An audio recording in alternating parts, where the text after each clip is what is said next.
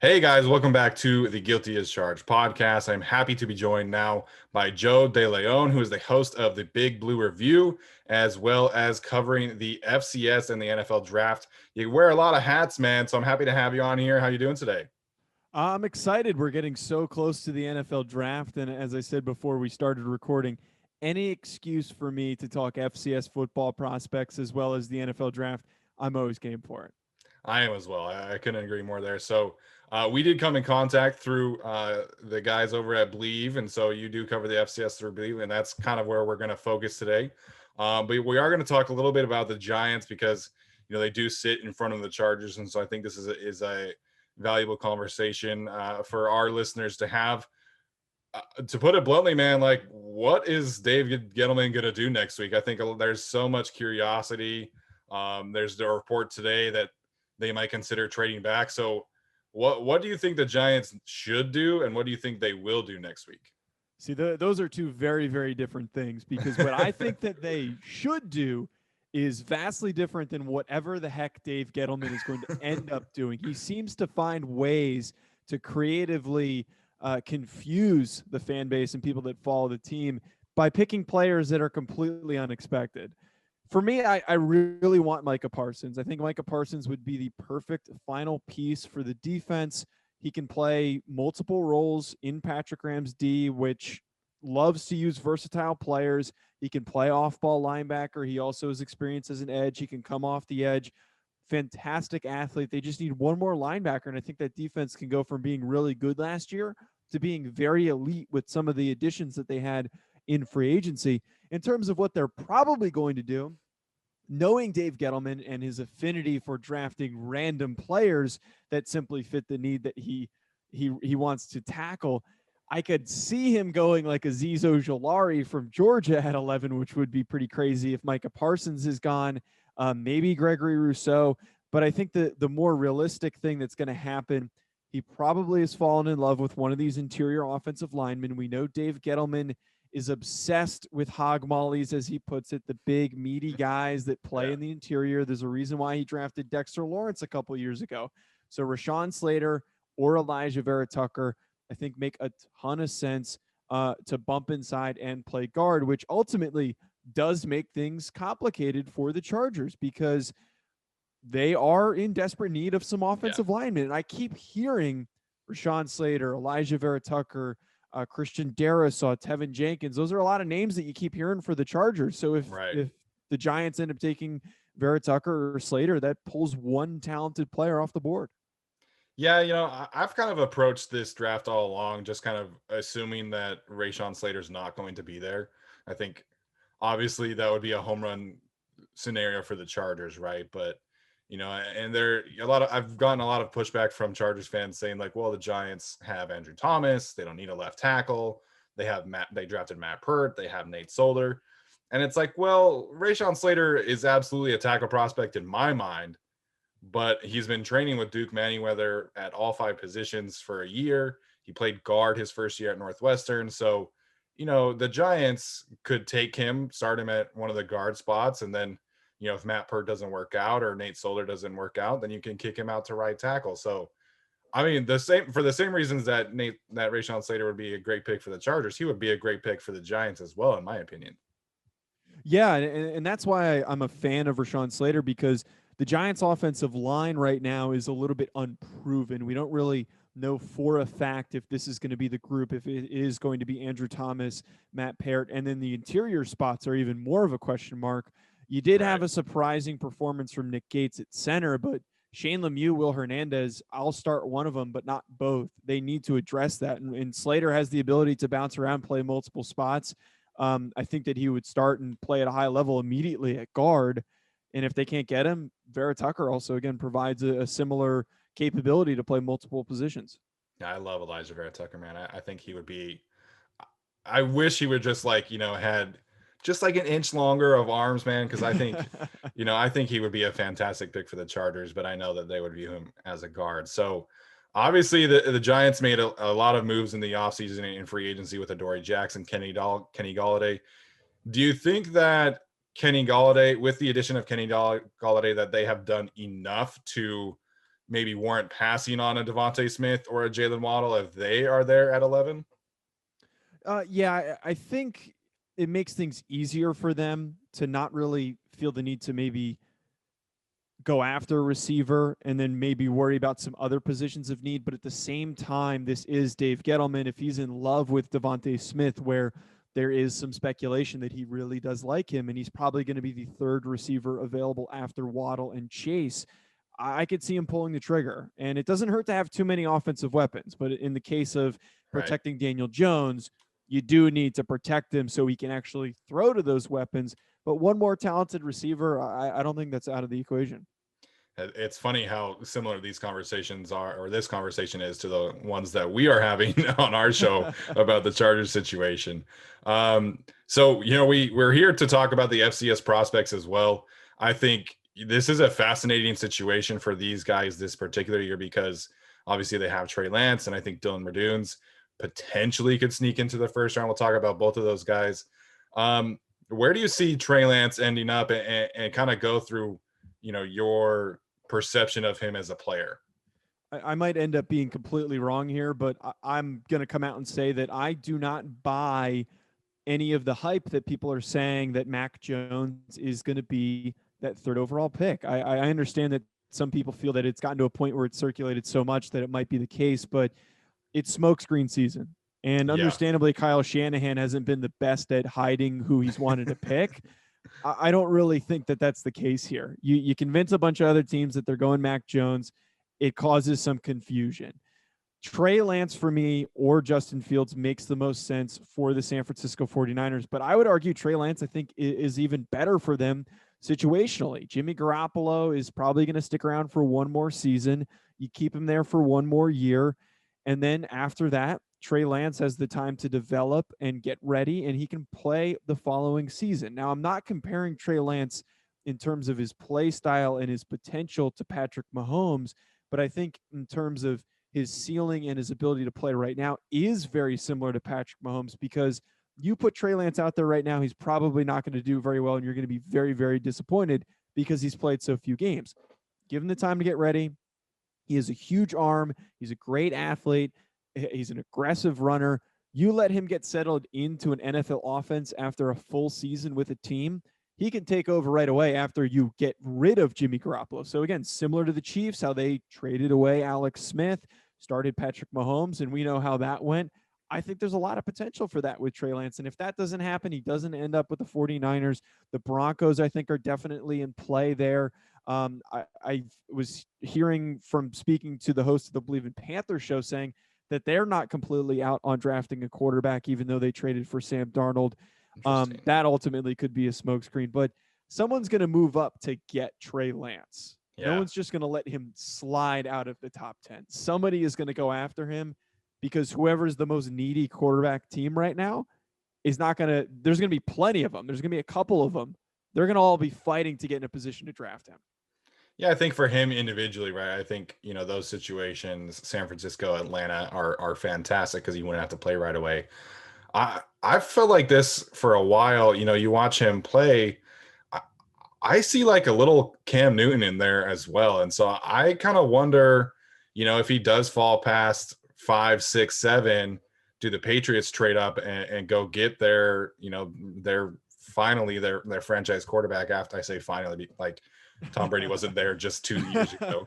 But I feel like the Patriots could be a sneaky trade up partner for them as well, or for him rather.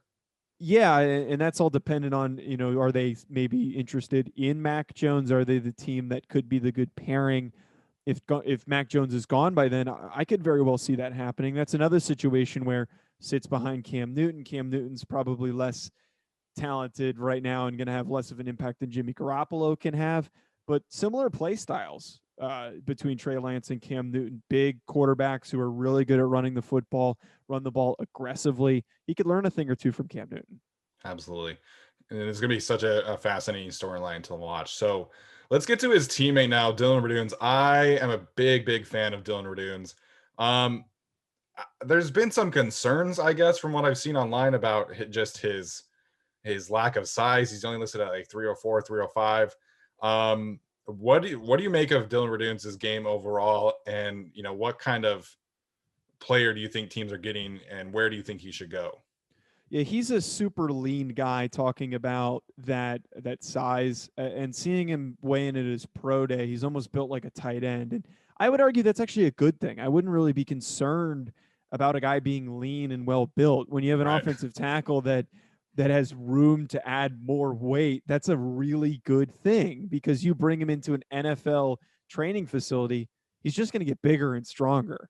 For Right. me, Raden's I think is super consistent. He didn't necessarily like overtly dominate the guys that he was going against when he was at North Dakota State, but he was the pinnacle of consistency. He got the job done. He's got really good technique. I think he's a pretty fluid mover for a guy of his size. Whoever gets him, maybe he's not really a left tackle right off the bat. Maybe he's somebody you put at right tackle. He makes a lot of sense as being a late first rounder somewhere on day 2, being selected by a team that just wants a really consistent guy that they can plug in and start immediately because he has that capability. Yeah, I always think that conversation is so funny, right? Because it's like who he is right now is not who he's going to be Right. once he gets to the NFL. Like, we're talking about this player because of his potential, because of his pedigree and stuff like that. But he could easily add 10, 15 pounds once he gets to the NFL. And, that could be a 3, 4 year process. And then you've got a potential gold mine there, in my opinion. Yeah, and that's the thing that gets really confusing and frustrating when talking with fans and sometimes analysts who maybe don't really understand what goes into a draft prospect. A lot of people want the finished product now, and the reality of it is teams draft guys that have the higher ceiling more often than not, rather Right. than the guys that are finished product, which is why Mac Jones has constantly been such a highly talked about guy right now. Because yeah, you could probably start him right now. The comparison you keep hearing is Kirk Cousins, and he'd probably do a decent job. But you'd probably rather have Trey Lance, who can turn out to be a way more talented player down the line. 100%. Someone was asking me the other day, like, what would you like to see as a Chargers fan? What would you like to see the Broncos do? And I'm like, well, I would love to see them take Mac Jones if they're going for a quarterback, because I think Trey Lance and Justin Fields have, exponentially higher ceilings. And that's just kind of, what we would want to avoid as Chargers fans. Um, One of the most interesting players in this class, I think, is Ellerson Smith, the edge rusher from Northern Iowa. Well, frankly, his teammate Spencer Brown is super interesting as well. What can you tell us about those two? Obviously their season was canceled this year. So, where do you think those two can end up, and how do you think they were able to kind of develop with the lack of a 2020 season? Yeah, both of them. I've had the chance to hear them speak and get to talk to them very briefly through doing a panel for FCS guys right before the season started with my co-host Ryan Roberts, and before it was canceled. And it's really interesting hearing them talk about getting to go against each other every single day in practice and how it helped develop them. If you can go dig up, folks, the pictures of them when they first got to UNI, it's out there on their social medias, I'm pretty sure. The way that they have grown and developed physically is insane. And it makes me wonder, what the hell is the strength program feeding these guys at Yeah. Northern Iowa? Both of them, it's pretty simple to describe them: physical freaks, physically gifted. Both are super tall, super long. Ellerson Smith, 6'7". I think he's like 260. Spencer Brown, over 320 pounds, 6'9". His length is incredible. Spencer Brown is easily the best athlete for a player of his size at the tackle position in this class, and it's not even close. The numbers that he put up at his pro day, I Bleav he ran like a 4.8. His 3-cone was faster than running backs. His L drill was faster. All these drills that he did were inconceivable for a guy of his size at six foot So crazy. nine. And you know what? We're talking about not finished product. I get it. Guys, teams or fans might be saying, like, why would I want to draft a guy coming from Northern Iowa? What is he going to do? You're not going to be saying that in a couple of years if he actually hits on that potential. A lot of teams are going to be salivating over a guy like that, a guy that they can develop that is so uniquely physically gifted. God does not make guys like that. He Right. just doesn't. There's very rarely offensive tackle prospects that are built and move like defensive ends. And speaking of, defensive ends, Ellerson Smith, not exactly to that same potential because Spencer Brown's probably going to go somewhere on day 2. Ellerson Smith, on the other hand, mid day 3, it seems like the best case for him. He's just super consistent, high motor, gets his job done. Probably not going to turn into a really highly productive elite pass rusher on a team, but I think he could turn into a really good rotational guy. I was super impressed seeing what he was able to do at the Senior Bowl in those one-on-one drills.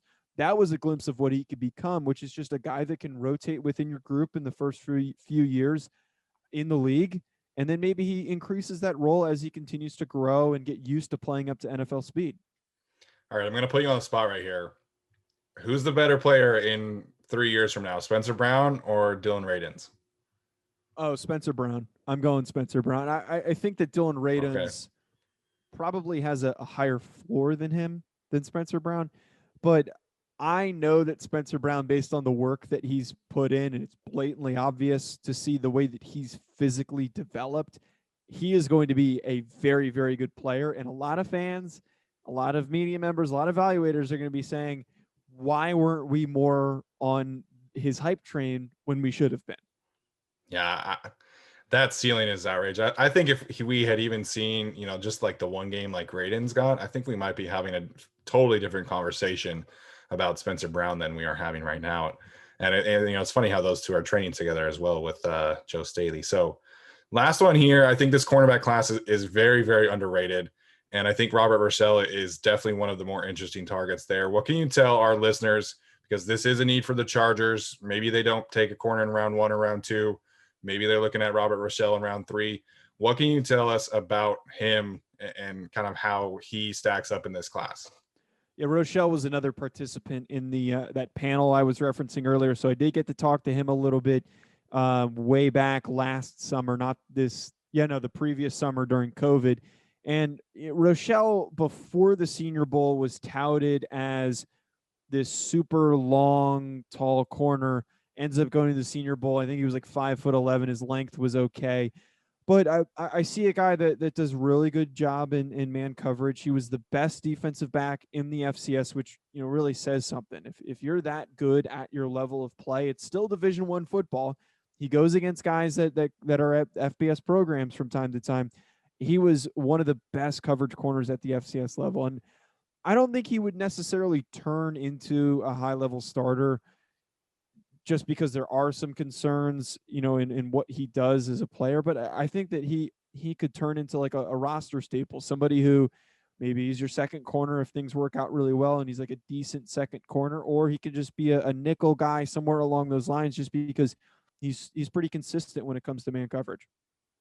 Awesome, man. Awesome. That is definitely someone to keep an eye on. I like I said, I think that, the Chargers in a perfect role to grab their, starting corner with one of their first 2 picks, but I think it is possible that they wait and maybe target one of those guys later. So I'll let you, plug all of your stuff, man, because you're doing, like I said, you're the host of the Big Blue Review. You cover the FCS for Bleav. So I'll let all of our listeners know where they can find you and kind of do your selfish plug right here.